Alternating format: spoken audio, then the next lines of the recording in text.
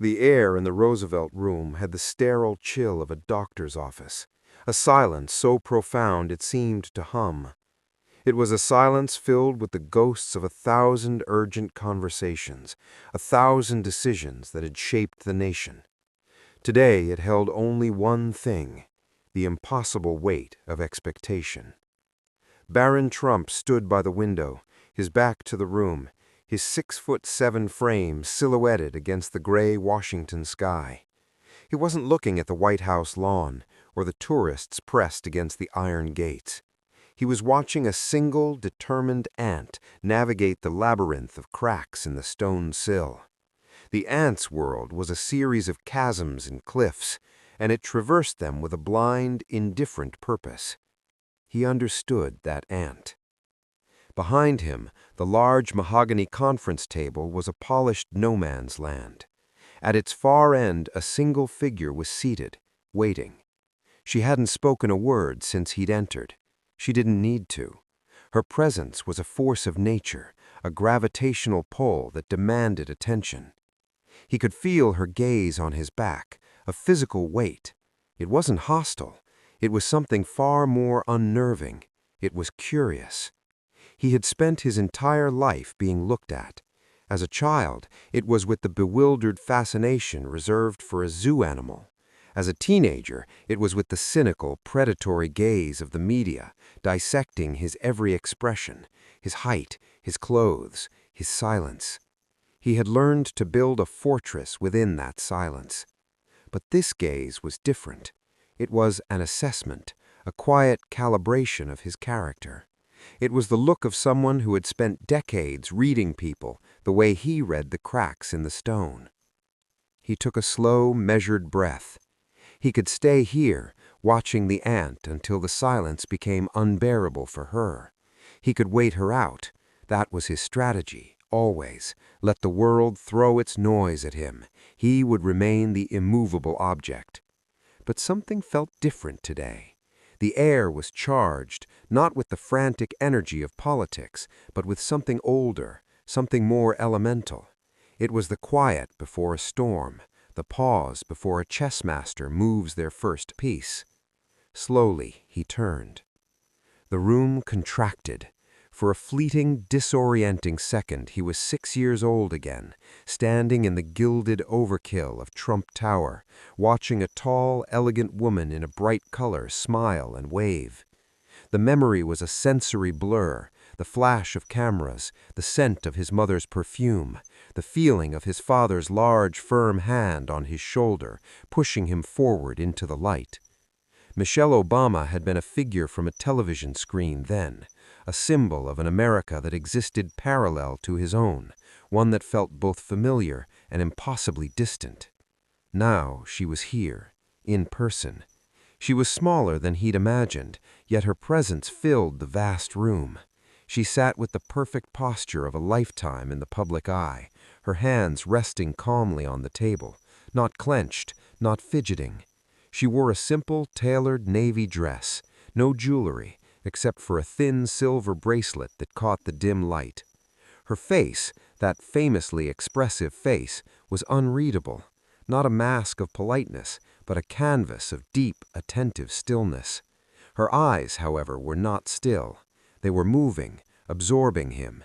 They held a depth of experience, of joy and searing pain witnessed on a global stage that was both intimidating and strangely reassuring. He took a step away from the window. The distance between them was perhaps 15 feet. It felt like a mile of shattered glass. "Thank you for agreeing to see me," she said. Her voice was exactly as she remembered it, warm, resonant, with that slight rasp that made it so compelling. But stripped of a microphone and a cheering crowd, it was just a voice, a human voice. It didn't demand, it invited. He gave a single, short nod. That was his standard reply. A nod. It could mean anything. It could mean, "You're welcome," "I had no choice," or "Let's get this over with." He kept his own face neutral, a skill honed from a lifetime of being a living meme, a punchline, a curiosity. He was the boy who never smiled, the weird one, the mini-me in a tiny suit. He had learned that any expression, any flicker of emotion, would be captured, analyzed, and twisted. The only winning move was to play no game at all. She seemed unbothered by his silence. She had likely faced more stonewalling from world leaders than he could imagine. She gestured slightly to the chair across from her.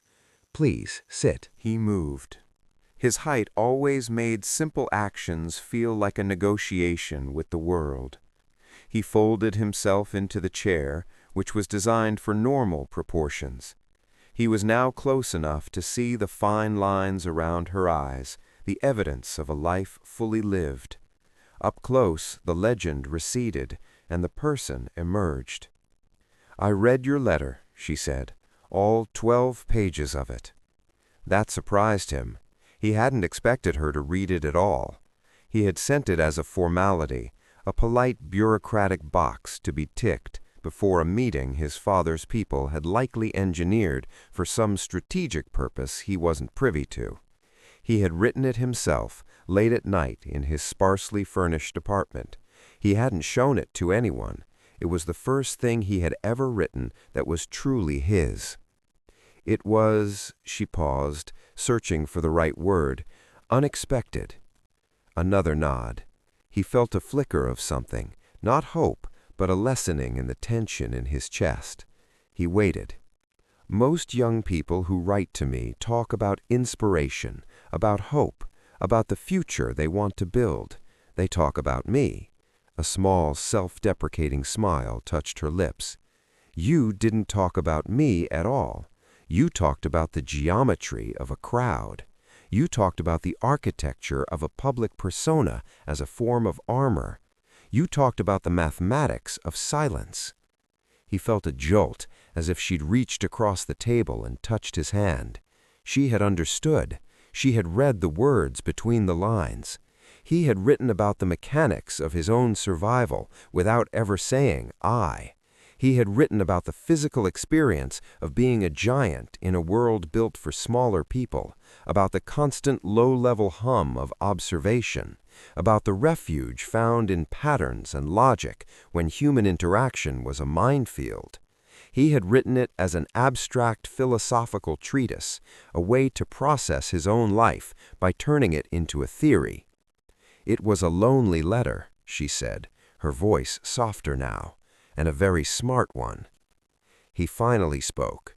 His voice was deeper than she might have expected, a low baritone that seemed to rumble from his chest. "Loneliness is a function of geometry, too. The further you are from the center, the larger the radius of your isolation." She tilted her head, intrigued. "And where do you see yourself? On the geometry of this room, for instance?" He considered the question with an almost comical seriousness, his pale blue eyes scanning the space as if calculating vectors. "I am a point outside the established shape, an outlier." He looked back at her. "You were always at the center of the shape. You helped define it." It was a simple observation, but it held a profound truth about their respective journeys. She had been the charismatic heart of an administration, a role she had embraced and shaped with intelligence and grace. He had been the silent, towering observer at the periphery of another, a role thrust upon him, a role of enforced and then chosen silence. "The center is a very crowded place," she said, a flicker of weariness in her eyes. "Everyone wants something from you. Everyone has an opinion on what you should be. The view from the outside, it can be clearer, less distorted." He nodded again, but this time the nod was different. It was an agreement, a connection. They sat in silence again, but it was a different kind of silence. It was no longer a standoff. It was a shared space. The ghostly echoes of the Roosevelt Room seemed to quieten, as if the room itself was holding its breath, listening to this strange, unprecedented conversation. "The scholarship," he said, breaking the quiet, It wasn't a question, just a statement of the topic they knew they were meant to discuss. It was the nominal reason for the meeting, a new scholarship fund for underprivileged students interested in public service, a joint project between his father's foundation and her post-White House initiative, a cynical ploy for good PR, he had assumed. Yes, the scholarship, she echoed, her tone suggesting it was the least interesting thing on her mind. Tell me, Baron, do you believe in it? Not the idea of it, but the execution. Do you think a few $1,000s and a mentorship program can truly bridge the chasm of opportunity in this country? It was a test. He knew it. She wasn't asking about the logistics of the fund. She was asking about his own beliefs, his own understanding of the world he inhabited but never seemed a part of. His father's world was one of transactional deals, of winners and losers, of the art of the deal. Her world, he suspected, was one of systemic analysis, of community building, of believing that change came from lifting others up. He thought about her question. He thought about the ant on the windowsill. He thought about the crowds at his father's rallies, a seething, chaotic geometry of emotion. He thought about the carefully manicured lawns of the private schools he'd attended, where privilege was a given, not a goal. No, he said, the word hanging in the air, stark and honest. A scholarship is a bridge, but it's a bridge built over a canyon. It helps a few people cross. It doesn't fill the canyon. She leaned forward slightly, her interest visibly piqued. This was not the conversation she had prepared for. This was not the guarded, awkward teenager she had seen in photographs. This was a mind. "So you think it's pointless?" she asked, pressing him. "No," he said again, more firmly. "A bridge is not pointless for the person who uses it. It changes their world.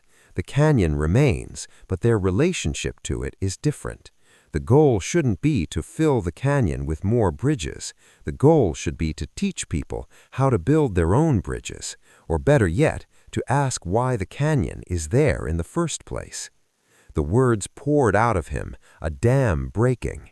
He had never spoken like this to anyone, not to his preoccupied parents, not to his tutors, not to the Secret Service agents who were his constant, silent companions. He had stored these thoughts for years, turning them over and over in his mind, polishing them like stones, and now he was laying them out for this woman, this symbol of everything his family was perceived to stand against. Michelle Obama sat back in her chair. She looked at him, truly looked at him, past the famous name, past the unusual height, past the media-constructed caricature. She saw a young man forged in a crucible of extraordinary pressure, who had responded not by breaking, but by retreating into a fortress of intellect. He had built his own armor, not from bravado or wealth, but from observation and logic. He was, she realized with a start, more like her than he was like anyone in his own family. He was an observer, a strategist, a person who had learned that the greatest power often lies in knowing when to remain silent. "You're right," she said quietly. "The why of the canyon is the question no one in Washington wants to ask. It's too complicated. It implicates too many people. It's easier to just keep building bridges and cutting ribbons." "My father builds towers," Barron said, a flicker of something, was it irony, in his eyes. "He doesn't believe in canyons. He believes the land is flat, and you can build anywhere if you have the right deal." It was the most direct reference he had made to his father, to the elephant in every room he entered. He said it without malice, without defensiveness. It was simply an observation, a piece of data. Mrs. Obama didn't flinch. She met his gaze evenly. "And what do you believe, Baron? Not about your father, about the land. Is it flat, or are there canyons?" This was the question, the one that had been waiting for him his entire life. He was 21 years old. He had a trust fund that could insulate him from reality forever. He had a name that opened every door and slammed just as many shut. He could choose a life of comfortable obscurity, a quiet existence on the periphery, just as he had always done. Or he could engage. He could step off his isolated point and try to understand the shape of the world, the deep fissures that ran through it. He looked at her. He saw no judgment in her eyes. He saw a challenge, yes, but it was a challenge born of respect. She was treating him as an equal, as a person capable of forming his own thoughts, his own beliefs. No one had ever done that, not really. He thought of the ant. Its world was defined by the cracks. It didn't question them, it just navigated them. He had been that ant for too long. He had navigated the canyons of his life with a detached mathematical precision. But precision wasn't purpose. He thought of his mother, Melania, a woman of immense strength and silence who had navigated her own impossible geometry with a stoic grace he deeply admired. Her silence was a shield, just as his was. But he wondered, looking at Michelle Obama, if silence could also be a starting point, a place from which to speak, not just a place to hide. He thought of the letter he had written. It was filled with intellectual concepts, but was there any heart in it? Any belief? He wasn't sure. He had spent so long analyzing the world that he had forgotten to feel about it. He looked back at Michelle Obama. Her presence wasn't just about the power she once held. It was about the power she still possessed, the power of conviction, of a life lived with purpose, of a voice that had spoken truth to power and comfort to the grieving. She was the living embodiment of someone who had looked into the canyon and decided to dedicate her life to building something more than just a bridge. She had tried to change the architecture of the canyon itself. The one sentence that had been forming in his mind, the one he had been holding back for years, finally coalesced. It wasn't a question. It wasn't a statement of fact. It was a confession, a recognition, a bridge built in an instant between two people standing on opposite sides of a vast divide. He leaned forward, his large frame folding towards her, closing the physical and metaphorical distance between them.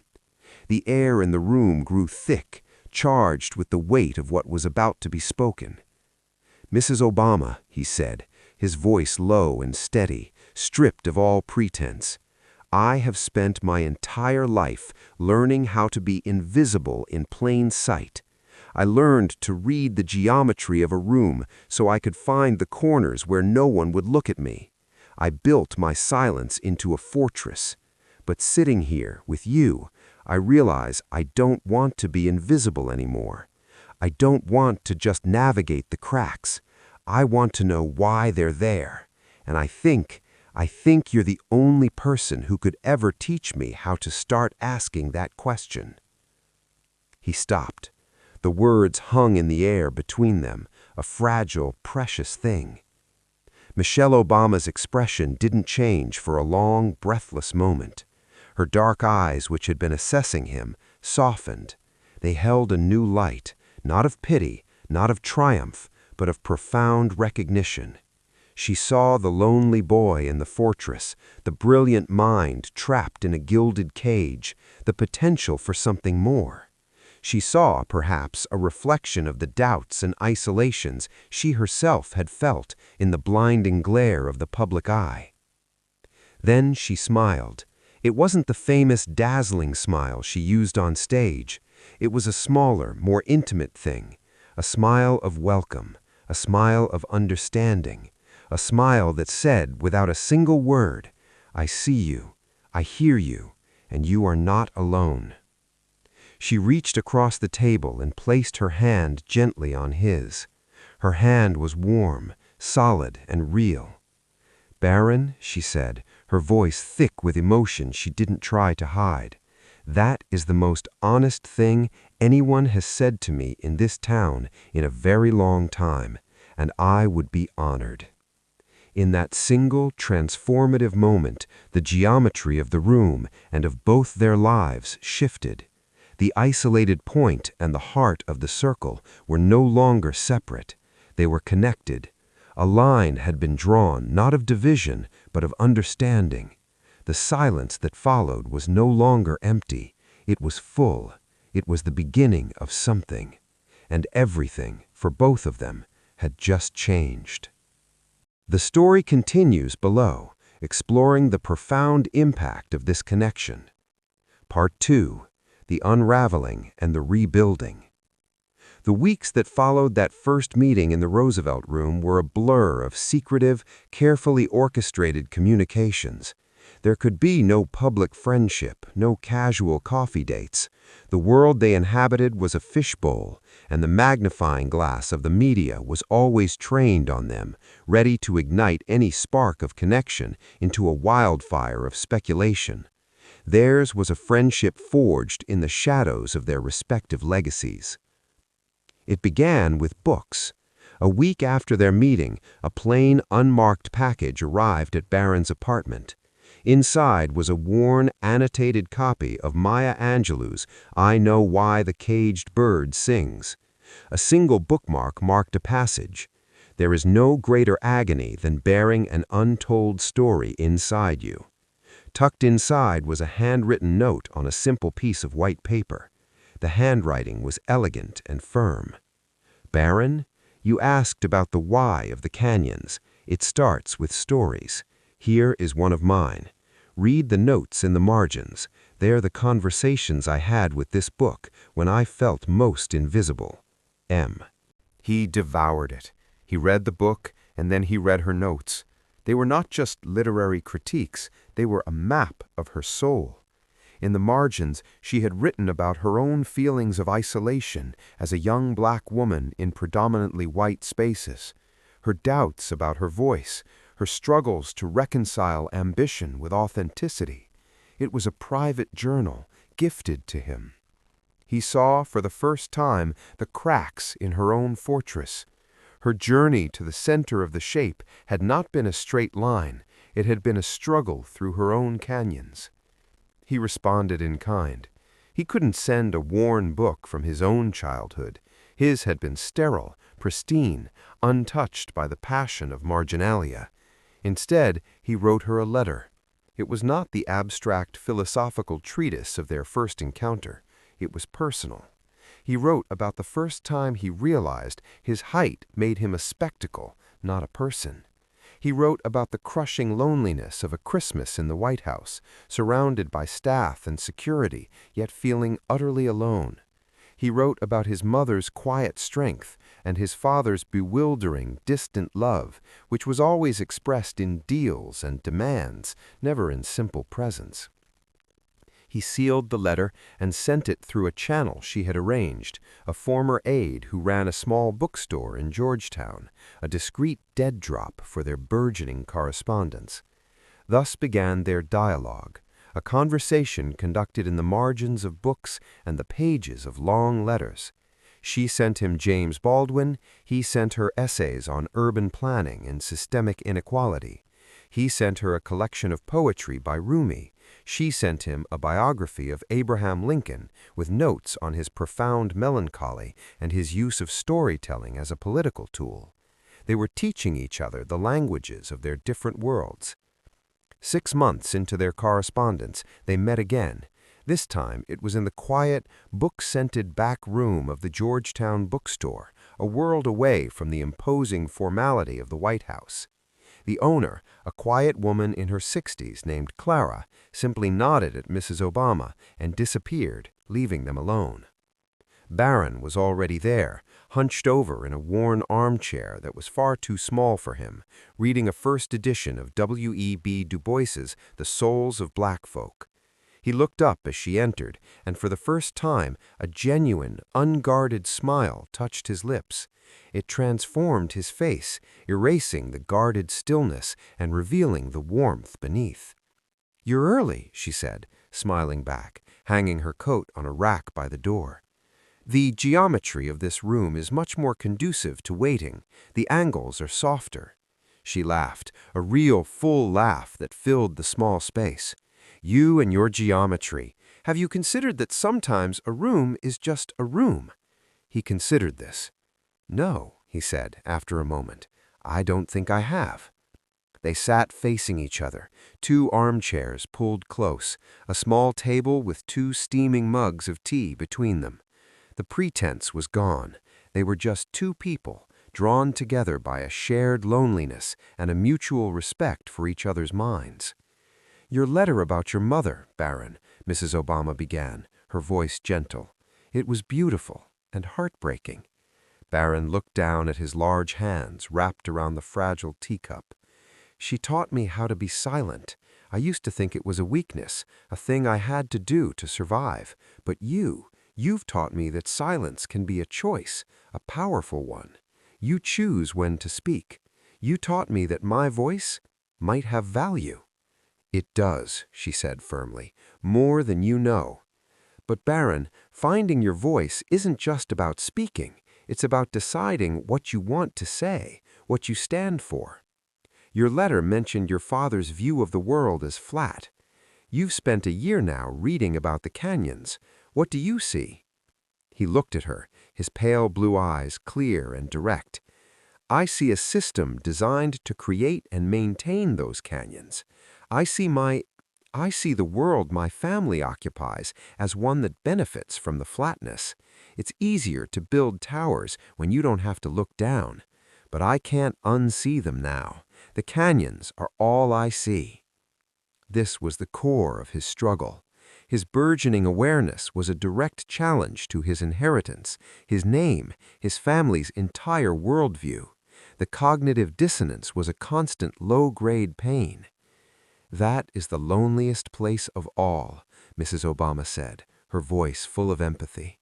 "To see the flaws in the world you come from, it feels like a betrayal, but it's not. It's the beginning of integrity." Their conversations over the following months grew deeper, more personal, more challenging. She didn't shield him from the hard truths. She spoke about the racism her family had faced, the constant grinding need to be twice as good to get half as far. She spoke about the death of her father and how it had forged her own determination. She spoke about the isolation of the White House, the feeling of living in a gilded bubble, and the relief of escaping it. Baron, in turn, began to open up about his own family with a painful honesty. He spoke about the chaotic, performative dinners at Trump Tower, where every conversation was a negotiation for approval. He spoke about the cruelty of the media, not just towards him, but towards his mother, dissecting her every move, her accent, her past. He spoke about the terrifying, exhilarating, and ultimately bewildering experience of living in the White House during his father's presidency, watching the world from a window, a silent giant in the midst of a storm. "I didn't understand much of what was happening, the politics, the policy. I just saw the people. I saw the anger in the crowds. I saw the fear in the eyes of the staff. I saw my father, alone, surrounded by people, but completely alone. He doesn't know how to not be performing. The fortress he built is so thick he can't even see out anymore."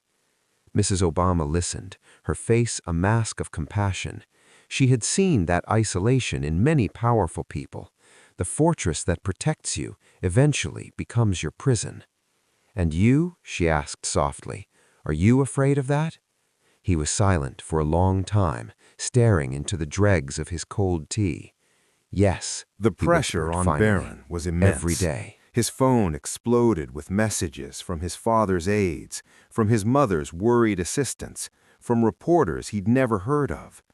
His father's team issued a terse statement. "Baron is a private citizen pursuing his education. The writings attributed to him are his own and do not represent the views of the family." It was a cold, distancing maneuver, a classic damage control tactic. It felt like a public abandonment. The only person whose call he answered was Mrs. Obama's. They spoke on a secure line. "I'm sorry," she said, her voice heavy with guilt. "This is my fault. I encouraged you to find your voice, and now they're using it to tear you apart." "No," he said, his voice remarkably calm, though inside he felt a churning storm. "They were always going to tear me apart. This just gives them new material. You didn't do this. You gave me a way to understand it. There's a difference." "What are you going to do?" she asked. He was silent for a moment, a silence she had learned to wait through. "I don't know. Disappear again? That's my default, my geometry." "Baron, listen to me," she said, her voice firm, cutting through his analytical detachment. "Hiding now will feel like a confirmation. It will feel like you're ashamed of what you wrote. Are you? Ashamed of the things you believe?" He thought about his blog posts. They weren't polemics. They were observations, data-driven analyses of societal problems. He believed in every word. They were the most honest things he had ever written. "No," he said, the words solid and true. "I'm not ashamed." "Then don't hide," she urged him, "but don't let them force you into a fight either. You're not a politician, Baron. You're not a pundit. You're an observer. So observe. And then, when you're ready, you define the terms of your own story. Don't let the noise define it for you." Her words were a lifeline. She was right. He didn't have to play their game. He didn't have to issue a fiery statement or retreat into total silence. He could simply continue on his own terms. He withdrew from the public eye for a few weeks, letting the initial frenzy die down. He stopped auditing classes, but he kept reading, kept thinking. He started writing again, but not for the blog. He started writing something new, something longer, something that was not just observation, but the story behind the observer. Part 4. The Geometry of Silence. A year later, a book was published. Its title was simple, elegant, and instantly intriguing: The Geometry of Silence. The author was listed as B. Trump. There was no photo on the jacket, just a stark, minimalist cover design showing a single, isolated point and a series of concentric, fractured circles. The book was not a memoir in the traditional sense. It wasn't a tall-all about life in the White House or a score settling with political enemies. It was a philosophical and psychological exploration of what it means to be raised in the relentless glare of public scrutiny. It used architecture, mathematics, and personal anecdotes to build a powerful, empathetic case for the inner lives of those we turn into public property, the children of celebrities, of politicians, of anyone deemed famous. He wrote about the geometry of a hotel lobby, where every corner feels like a stage. He wrote about the physics of a protective mother's hand on your shoulder. He wrote about the mathematics of a crowd's roar, how it could be both exhilarating and terrifying. He wrote with heartbreaking clarity about the moment he realized his father's love was conditional on performance, and his mother's love was a silent, constant presence in the shadows. He didn't attack his father. He didn't defend him. He simply observed him with a son's confused, analytical eye. He wrote about the man's energy, his desperation for affirmation, his inability to understand a son who didn't crave the spotlight. It was a portrait of a complicated, often bewildering parent, drawn with a sadness that was more powerful than any angry critique. And woven through the entire book, like a golden thread, was the story of an unexpected friendship. He never used her name. He called her the teacher. He wrote about the books she sent, the questions she asked, the way she had looked at him not as a curiosity, but as a person. He wrote about the moment in a quiet room when he had confessed his fear of being trapped in his own silence, and she had taken his hand. It was a tribute so profound, so respectful, that anyone who knew anything about Washington would know exactly who the teacher was. The book was a phenomenon. It wasn't a political book, so it couldn't be easily dismissed by either side. It was a human book. It was a book about loneliness, about survival, about the search for identity in a world that wants to label you before you can speak. Critics called it astonishing, a work of profound empathy, the most unlikely and moving memoir of the decade. The media, of course, went into overdrive. They camped outside his apartment. They analyzed his book for coded messages. They begged for interviews. But Barron, guided by the principle he had learned from Mrs. Obama, refused to play their game. He gave no interviews. He made no public appearances. The book spoke for itself. That confession, so raw and vulnerable, was a turning point. He was no longer just an observer of the canyons. He was acknowledging the canyon within himself. The fear that his own carefully constructed silence, his own fortress, would one day trap him forever. Michelle Obama reached out and took his hand, just as she had in the Roosevelt room. "It won't," she said, her voice a quiet promise, "because you're here. You're asking the questions. You're letting someone in. That's the hardest part, and you've already done it." Part 3. The Weight of a Name. Their secret friendship continued for another year. Barron's education, guided by Mrs. Obama's book recommendations and their profound conversations, was accelerating. He began auditing classes at NYU on urban studies and public policy, not for a degree, but for knowledge. He used a pseudonym. He was just another tall, quiet student in the back of the lecture hall, taking meticulous notes. For the first time in his life, he was learning in a space where no one knew his name, where he was judged not by his lineage, but by the questions he asked in office hours. He started a small, anonymous blog, writing under the name The Observer. He wrote about the architecture of public spaces and how they fostered or discouraged community. He wrote about the psychological impact of constant surveillance, drawing on his own experiences. He wrote about the mathematics of inequality, using data to map the canyons he now saw so clearly. The blog gained a small, dedicated following of academics and urban planners who were intrigued by the unique analytical voice with which they addressed these issues. But the bubble of his anonymity was fragile. A sharp-eyed student in one of his classes recognized him. A photo was taken. Within 48 hours, the story broke. Barron Trump quietly auditing classes at NYU. The media frenzy was immediate and, for him, utterly predictable. The headlines were a mix of the old, tired tropes. "Where's Barron? Found." "Mini-Me hits the books." "Melania's mystery man surfaces." But this time, there was a new, sharper edge. A political blog dug up his anonymous blog, connecting the writing style to the unique perspective of someone who had lived in the White House. The headline was brutal. "Barron Trump's Secret Life, Silent Son Revealed as the Observer, a Shocking Critique of His Father's World."